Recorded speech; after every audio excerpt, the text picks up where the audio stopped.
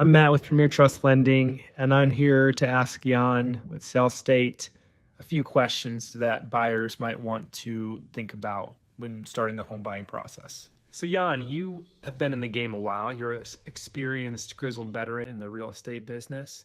What should a new buyer consider when hiring an agent? It's a great question. I'm glad you asked it. First thing I would consider when hiring an agent is experience. Nothing wrong with hiring a new agent. Green agents are great. However, in this market, you want to hire somebody who's been around, who knows how to write a clean offer, who knows how to negotiate, and knows how to manage all the dates and deadlines and the inspection and the appraisal and anything else that comes up in a transaction. You want somebody who's been through that process enough times to guarantee that they're going to get you to the closing table. Yeah, that makes sense.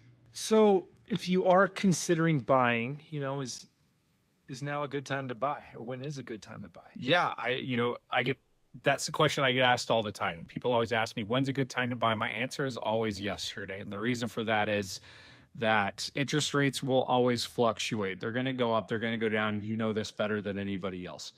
But if you lock in your rate now, or when you can afford it, is what makes more sense. When the rates go down, you can always refinance. That's always an option for you. So it's always a smart time to buy because, especially here in Denver, property values continue to tick up, not nearly at the clip that they were years ago, but they are still increasing in value. So the longer you wait, the more money you end up paying for the same house.